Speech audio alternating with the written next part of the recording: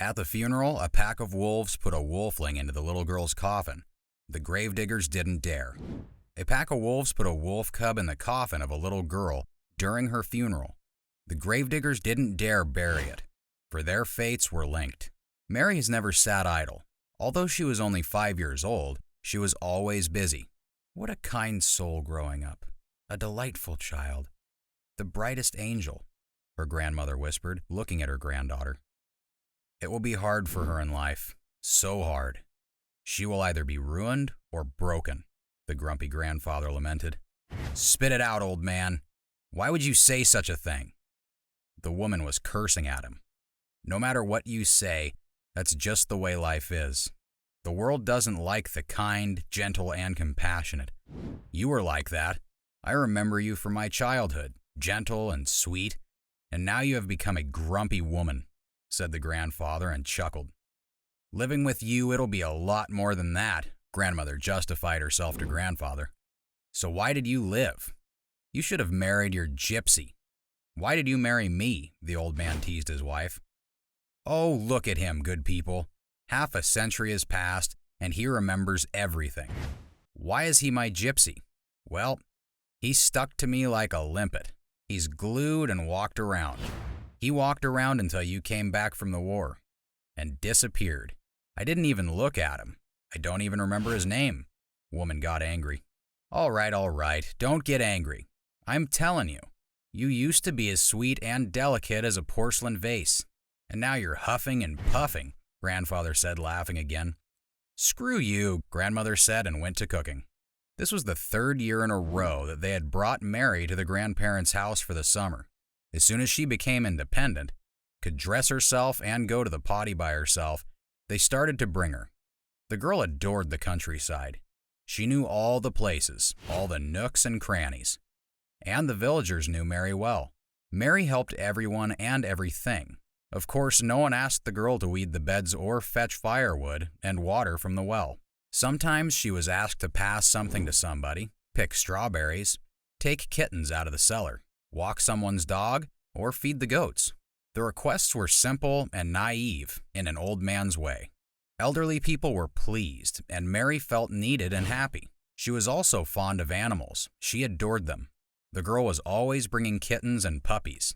When Mary left, the grandmother didn't know what to do with them. The 3 cats stayed in the house. At least they were catching mice, which was also useful. There also was a dog. It was too quick and nimble, but it guarded very well. One day, some thieves tried to break into the house. Mary's little dog barked so loudly that the thieves showed a clean pair of heels. When Mary went away in autumn, her grandmother distributed the rest among the neighbors and other villages. In the next summer, the girl came and asked where the cats and dogs were. The grandmother always threw her hands up and said, "The dogs ran away. I just opened the door and they just rushed out. I'm old. I can't catch them." Well, what to do? That was the way they lived. When summer came, Mary again gathered the sick and miserable animals around, helping them all, treating them all, not just in a childish way. She really had some kind of gift or talent. Even her grandmother didn't know what Mary was doing, but her animals really recovered. How do you cure them? Grandfather asked. Grandpa, don't you see? I cure them with love. That's the answer of a 5-year-old child. One day Mary comes to her grandfather. Grandpa, there's someone crying in the well, Mary says. Who? Maybe a mermaid. Don't go near her. She'll drag you away, grandfather says. Oh, Grandpa, you're so funny. You believe such nonsense. I'm a big girl, and I know there are no mermaids. There's an animal whimpering. It must be scared. Let's go and take a look, Mary asks. You shouldn't just wander around the village. Grandpa still has to chop wood. He'll get tired when he goes to that well. There'll be nothing to heat the bathhouse. Don't you feel sorry for your grandpa? I went to that well today to fetch water. There was no one there, grandmother said. Grandpa, of course I feel sorry for you. Then don't go, said Mary.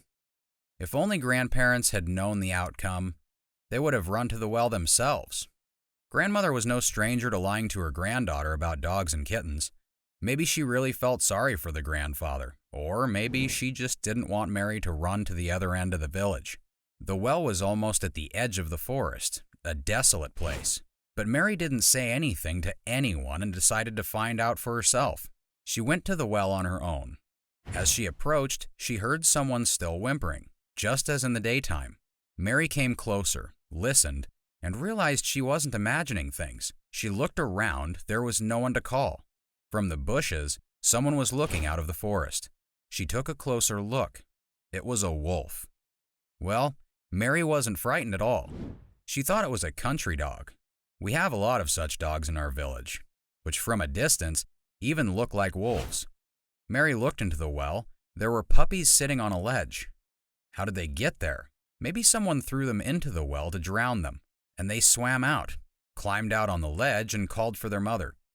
It was an old log well. One of the logs was bigger, so there was a ledge there. Mary decided that she had to get the puppies by all means. The girl was sure the puppy's mother was watching her in the bushes. So Mary climbed into the well on her own like a ladder. She climbed down the logs like a monkey. Her hands are small and grasping. Just then she realized that she had to take something with her. She couldn't take all the puppies at the same time. The girl decided it would take too long to run home for the kit. The puppies might have fallen into the water because they were already all wet and shivering. Mary looked up and saw someone's face peering into the well. Wait, I'll get you the babies," the girl shouted. Put one puppy in her bosom and began to climb up. This was the way she climbed after each puppy. When only one last puppy was left, one of the adults finally saw the child climbing into the old well. "Girl, what are you doing there? Get away from there now," someone shouted at her. "I rescue the puppies," replied Mary and climbed up again. Well, she just couldn't do it any other way. It wouldn't be the same Mary anymore.